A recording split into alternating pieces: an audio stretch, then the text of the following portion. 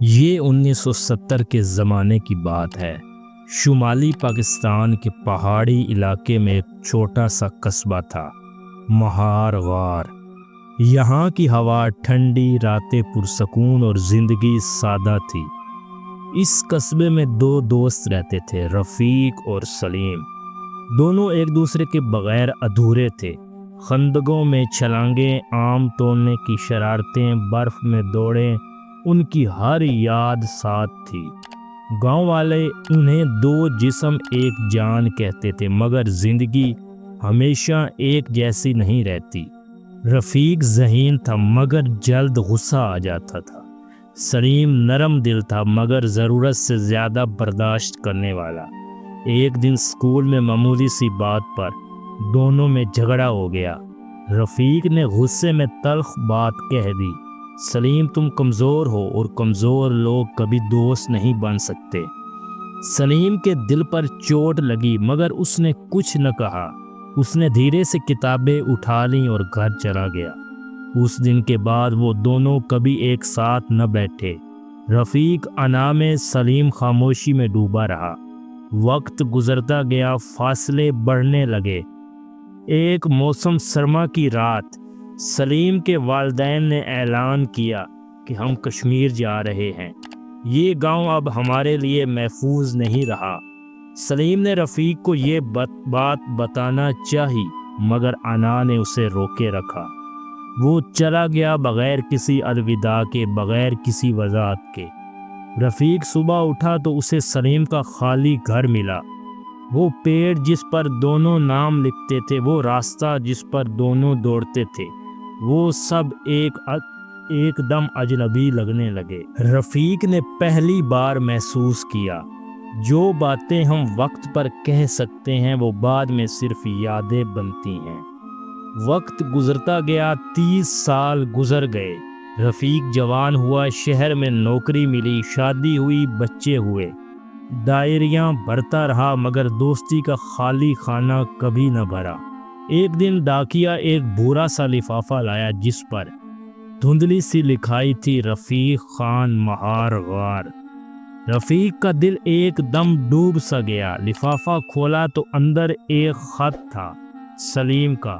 خط پر لکھا تھا، میرے دوست، شاید تم مجھے بھول چکے ہو مگر میں نے کبھی نہیں بھلایا۔ انا نے ہمیں الگ کیا، خاموشی نے ہمیں دور کیا مگر یادوں نے ہمیں جوڑ رکھا ہے۔ میں آج کل ایک چھوٹے اسپتال میں ہوں۔ ڈاکٹر کہتے ہیں کہ زندگی چند دنوں کی مہمان ہے۔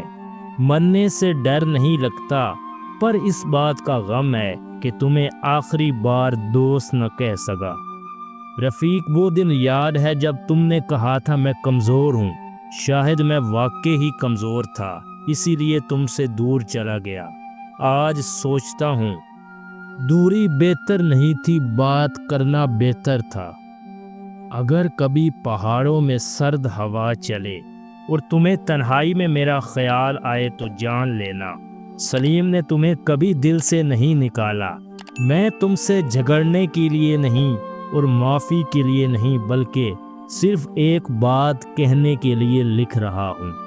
دوستی کبھی ختم نہیں ہوتی، بس باتیں ختم ہو جاتی ہیں۔ خدا حافظ میرے دوست سلیم۔ رفیق خط پڑھتا رہا مگر الفاظ دھندلے ہوتے گئے۔ اس کی آنکھوں سے آنسو ٹپک رہے تھے، 3 دہائیوں کے لیے رکھے ہوئے آنسو۔ اگلی صبح وہ پہاڑوں کی طرف نکلا، وہ جگہ دیکھنے جہاں کبھی وہ دونوں چھلانگیں لگاتے تھے، جہاں آم توڑتے، جہاں برف میں کھیلتے تھے اور جہاں وہ شرارتیں کیا کرتے تھے۔ ہر جگہ اسے سلیم کی ہنسی سنائی دیتی تھی۔ رفیق نے آسمان کی طرف دیکھا اور کہا، سلیم تم کمزور نہیں تھے، کمزور تو میں تھا جو اپنے دوست کو تھام نہ سکا۔ میں تمہیں آج نہیں ہر دن یاد رکھوں گا۔ ہوا ہلکی ہوئی، آسمان صاف تھا، جیسے سلیم نے جواب دیا ہو۔ دوستوں یہ کہانی تو ایک چھوٹی سی ہے مگر اس میں سبق بہت بڑا ہے۔ دوستی تعلق کا نام نہیں بلکہ یہ احساس کا نام ہوتی ہے۔ جو باتیں وقت پر کہہ دی جائیں وہ بھاری نہیں ہوتی، बल्कि दिल का बोझ हल्का हो जाता है। अनाज सबसे मजबूत रिश्ता भी तोड़ देती है। लोग चले जाते हैं मगर उनकी कही हुई बातें हमेशा के लिए याद रह जाती हैं। माफ़ी कभी देर नहीं करती मगर इंसान अक्सर देर कर देता है।